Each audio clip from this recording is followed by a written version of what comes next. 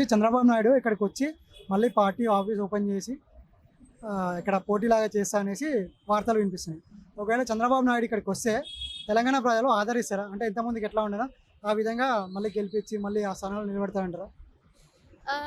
ఏమైనా డెవలప్మెంట్ మళ్ళీ ఇంప్రూవ్మెంట్ చేస్తా అనే నమ్మకం మళ్ళీ ప్రజలకు తెప్పిస్తే definitely people will receive it, they will ready to receive it. మళ్ళీ same mistakes politics always will do, అలా మళ్ళీ రిపీట్ చేస్తే మాత్రం ఇక యాక్సెప్ట్ చేయరు. యాక్చువల్లీ ఏంటంటే చంద్రబాబు నాయుడు వచ్చినా ఎవరు వచ్చినా పీపుల్ అసలు డెసిషన్స్ తీసుకోవద్దు, ఎవరిని యాక్సెప్ట్ చేయకూడదని నేను అనుకుంటున్నాను. బికాస్ ఎందుకంటే ఎంతమంది పొలిటీషియన్స్ వచ్చినా ఎంతమంది వచ్చినా వాళ్ళు ప్రామిసెస్ చేస్తారు, ఎంత పెద్ద ప్రామిసెస్ అయినా చేస్తారు. బట్ వాళ్ళు గెలిచాక ఒక్కసారి అన్ని ప్రామిసెస్ మర్చిపోతారు. Because nowadays society become so selfish, ఎవరి స్వార్థం వాళ్ళదే. కాబట్టి మనమందరం కలిసి ఒక డెసిషన్ తీసుకోవాలి, మన కోసం, మన మంచి కోసం పీపుల్ ఒక స్ట్రాంగ్ డెసిషన్ తీసుకొని ఒక కాంట్రాక్ట్ లేదా అగ్రిమెంట్ వాళ్ళతో రాపించుకొని ఆ తర్వాత వాళ్ళకి ఓట్లు వేయాలి. వాళ్ళు ఇచ్చిన మాట నిలబెట్టుకుంటారంటేనే నెక్స్ట్ ఎలక్షన్లో వాళ్ళకి ఛాన్స్, లేకపోతే ఏది లేదు. మరి ఏదే లేకపోతే ట్రాన్సాక్షన్స్ మన ట్రాన్స్పోర్ట్లు అవి ఇవి అని ఇబ్బంది అయిపోతాయి కదా. సో దాని గురించి మళ్ళీ మన పాలించే వాళ్ళు కూడా చాలా తక్కువ, అసలు ఎవరు ఉండరు కాబట్టి అల్లకల్లంగా ఉంటాయి కదా. దానివల్ల మనమే కాదు నష్టపోయేది, పొలిటీషియన్స్ కూడా వాళ్ళకు కూడా లాస్ వస్తుంది కదా. ఆబ్వియస్లీ జనాలకి వాళ్ళు మంచి చేస్తారు, పీపుల్ అందరు ఒకటై ఉంటే పొలిటీషియన్స్ కూడా వాళ్ళకి లాస్ వస్తుంది. కాబట్టి మనకు కూడా మంచి చేయడానికి వాళ్ళు ట్రై చేస్తారు. మనం ఏం చేయకుండా స్ట్రాంగ్గా నిలబడి వాళ్ళకి అగ్నెస్ట్గా ఫైట్ చేస్తే మనకి ఖచ్చితంగా వాళ్ళు వచ్చి మంచి చేయడానికి ట్రై చేస్తారు. ద థింగ్ ఈస్ మనం ఫస్ట్ స్ట్రాంగ్గా ఉండాలి, వాళ్ళకి అంత ఈజీగా ఛాన్స్ ఇవ్వకూడదు, అంత ఈజీగా నమ్మకూడదు వాళ్ళు ఇచ్చిన ప్రామిసెస్ని. మనం మోసపోయి అంతకాలం పొలిటీషియన్స్ మనల్ని మోసం చేస్తూనే ఉంటారు. ఇంకోటి ఇప్పుడు ఒకవేళ వాళ్ళకి ఓటేసి గెలిపించుకొని అదే స్ట్రాంగ్గా మీరు మాట్లాడవచ్చు కదా, గెలిపించుకోకుండా ఎందుకు అట్లా సైలెంట్గా ఉండడం? గెలిపించుకొని మాట్లాడుకుంటే ఇప్పుడు కదా మీకు పనులు అయ్యేటి జనాలకి. మాట్లాడలేకపోతురా ఎట్లా? గెలిపించుకున్నాక మాట్లాడవచ్చు కదా. సో వాళ్ళని ఎందుకు అవాయిడ్ చేయాలి? గెలిపించుకున్న తర్వాత మాకు ఈ పనులు కావాలనేసి స్ట్రాంగ్గా మాట్లాడవచ్చు కదా. ఎందుకంటే ఫస్ట్ జనాలకి నమ్మకం పోయింది పొలిటీషియన్స్ మీద. అంటే ఎవరిని నమ్మాలో ఎవరిని నమ్మకూడదు పీపుల్కి తెలియట్లేదు, ఎవరిని ఎంచుకోవాలని కూడా వాళ్ళకి ఐడియా రావట్లేదు. అందుకే కదా పొలిటీషియన్స్ వచ్చి మీకు ఇది చేస్తాం అది చేస్తామని ప్రామిసెస్ చేస్తున్నారు. అదే జనాలకి వీళ్ళు మంచిగా చేస్తారు అని వాళ్ళకి నమ్మకం ఉంటే ఫస్ట్ పీపులే వెళ్ళేస్తారు, వాళ్ళు వచ్చి అడగాల్సిన అవసరం లేదు మనకి.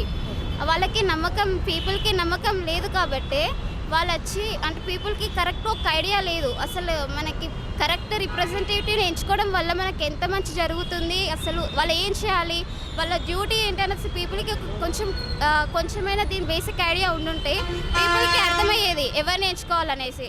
కానీ పీపుల్కి దీనికి బేసిక్ ఐడియా లేకపోవడం వల్ల వాళ్ళకే అర్థం కావట్లేదు ఎవరిని ఎంచుకోవాలని.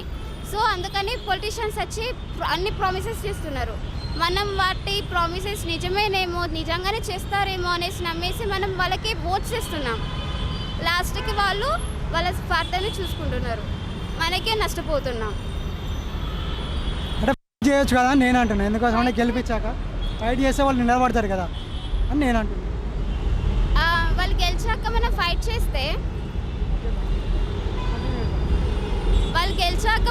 చేస్తే మనకి వచ్చేది ఏముంది అక్కడ. ఓకే వాళ్ళు మంచి వాళ్ళైతే ఓకే, బట్ చెడ్డ వాళ్ళైతే మనకే కదా లాస్, మనమే కదా నష్టపోతాం. తీసుకెళ్ళి మనం బొక్కలో వేసి తంతారు మనం వాళ్ళకి అగ్నెస్ట్గా ఫైట్ చేస్తే.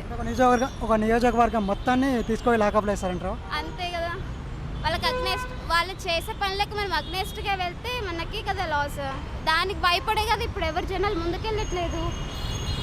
ఇప్పుడు అదే కదా జరుగుతుంది. ఒకరిద్దరిని భయపెడతారు మొత్తం, అక్కడ ఎవరో ఒకరిద్దరు గట్టి ఎవరైతే మాట్లాడతారో వాళ్ళ మాత్రమే భయపట్టిస్తారు, మిగతా వాళ్ళు ఎవరిని భయపట్టారు. ఆ ఒక్కరిని చూసి వీళ్ళందరూ వెనక అడిగి వేస్తారు, అంతే తప్ప భయపట్టించారు. అందుకే నేను చెప్తున్నా, జనాలు అందరు కలిసి స్ట్రాంగ్గా నిలబడితే ఏ పొలిటీషియన్స్ కూడా మనల్ని ఏం చేయలేరు. అదే నేను చెప్తున్నా స్టార్టింగ్ పాయింట్. జనాలు ఫస్ట్ స్ట్రాంగ్గా నిలబడాలి, వీళ్ళకి అగ్నెస్ట్గా నిలబడాలి, వాళ్ళు చేసే ప్రామిసెస్ నిలబెట్టుకునేలాగా మనం ఫైట్ చేయాలి. ఎందుకు సార్ ఆల్రెడీ ముందే ఇక్కడే చంద్రబాబు నాయుడు అండ్ కేసీఆర్ సార్ ఇద్దరు ఇక్కడే ఉండే, డివైడ్ అయిపోయి వెళ్ళిపోయారు. సో మళ్ళీ ఇక్కడ వచ్చి ఏం చేశారు, డివైడ్ అయిపోయి ఏపీ అండ్ తెలంగాణ రెండు డివైడ్ అయిపోయాయి కదా. సో సో మళ్ళీ ఇక్కడ ఎందుకు మళ్ళీ అది అని నా ఒపీనియన్ అంతే. వస్తే ఆదరిస్తారా మళ్ళీ? నాకు తెలిసి అదే. చాలా హ్యాపీగా ఉంటుంది మాకు చంద్రబాబు నాయుడు వస్తే. ఇంతకించకి చాలా వెరీ గుడ్ పర్సనల్స్గా వస్తే ఈ రేవంత్ రెడ్డి వెళ్ళిపోయినా కూడా ఆ చంద్రబాబు నాయుడు ఇక్కడ వస్తే నిజంగా చాలా బాగుంటుంది మాకు. Really very good.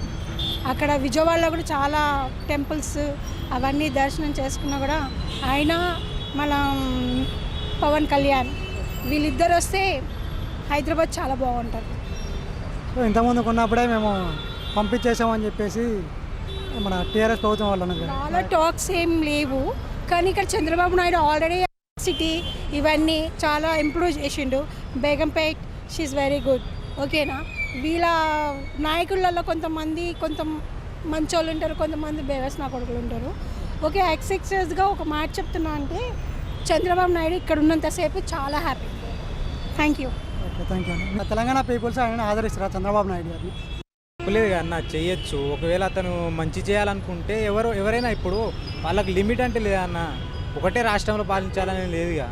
వేరే రాష్ట్రం నుంచి వచ్చి మనకు మంచి చేయాలనిపిస్తే వేరే రాష్ట్రం నుంచి వచ్చి చేసినా మంచిదే. మనకు కావాల్సింది ఏంటిది, మన రాష్ట్రం డెవలప్ అవ్వాలి, అంతే కదా.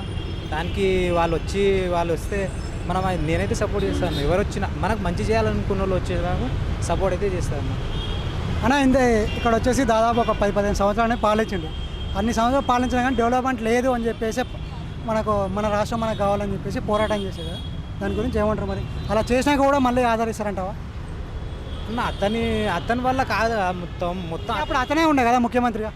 అప్పుడు డెవలప్మెంట్ అయింది కదా అన్న కొంచెం. ఇప్పుడు హైటెక్ సిటీ చాలా ఐటీ హబ్ చాలా తెచ్చిండు కదా అన్న. ఐటీ హబ్ ఎప్పుడు వచ్చిందని మన టీఆర్ఎస్ వచ్చాక వచ్చింది. టీఆర్ఎస్ దాని ముందు హైటెక్ సిటీ అట్లాంటి కొన్ని ఐటీ కంపెనీలు, మైక్రోసాఫ్ట్ కంపెనీ కూడా అతనే చేసింది కదా అన్న. అప్పుడు అతన్ని తప్పు చేయట్లేదు.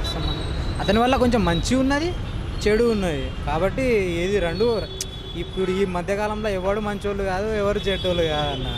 రెండు ఈక్వల్ ఉన్నాయి కాబట్టి ఈక్వల్గానే చూడాలి ఎవరినైనా. ఇప్పుడు నువ్వైనా అంతే, నేనైనా అంతే కదా అన్న. సరే, మేము లాస్ట్ మీ పని ఏమంటారు? వస్తే ఆదరిస్తారంటావా? చేయొచ్చు. ఎవరు వచ్చినా, ఏ స్టేట్ నుంచి ఎవరు వచ్చినా డెవలప్మెంట్ అనేది ప్రైమరీ. చంద్రబాబు నాయుడు సార్ వచ్చినా, రేవంత్ రెడ్డి సార్ వచ్చినా, కేసీఆర్ వచ్చినా అల్టిమేట్గా జనాలకు కావాల్సింది ఏంటంటే డెవలప్మెంట్. మనం ఆదరిస్తామా లేదనేది మనం ఒక్కరి వల్ల కాదు, జనాలందరూ యాక్సెప్ట్ చేస్తే ఎవరైనా జనాలు ఎలా యాక్సెప్ట్ చేయాలంటే డెవలప్మెంట్ చూసి యాక్సెప్ట్ చేస్తారు. సో ఎవరైనా డెవలప్మెంట్ చేస్తే నిలదొక్కుంటారు, లేకపోతే కొన్ని సంవత్సరాలు చూసి మళ్ళీ నార్మల్ స్థాయికి వెళ్ళిపోతారు. అది నా అభిప్రాయం అన్న. ఇప్పుడు మీరు దాదాపు ఎన్ని ఇయర్స్ అయినా ఓటు వేయబట్టి ఎన్ని వేసారు? యాక్చువల్లీ నేను ఒక 3-4 టైమ్స్ ఓటేసి ఉంటాను. సో 3-4 టైమ్స్ చేశారు కదా. ఈ 3-4 టైమ్స్లో ఎవరి అధికారంలో ఉన్నప్పుడు మనకు డెవలప్మెంట్ అనేది కనిపించింది? అది ఓట్ అనేది ఎవరి ఇండివిజువల్ బట్టి వాళ్ళు వేస్తారన్న, అది మనం చెప్పకూడదు. అంటే డెవలప్మెంట్ అనేది అంటే నేను చూసి ఆంధ్రలో రాజశేఖర రెడ్డి ఉండేటప్పుడు కానీ, చంద్రబాబు ఉండేటప్పుడు కానీ ఓకే అనిపించింది. అది నా అభిప్రాయం. ఇక్కడ తెలంగాణలో అంటే కేసీఆర్ ఉన్నప్పుడు బాగానే చేశాడు. ఇప్పుడు రేవంత్ రెడ్డి ఉండేటప్పుడు Revanth Reddy almost 2 years 1.5 year అవుతుంది కాబట్టి ఈయన కూడా బాగానే చేస్తున్నాడు. ఇంక ఉన్న ఇయర్స్ కూడా బాగా చేయాలని నేను కోరుకుంటున్నా.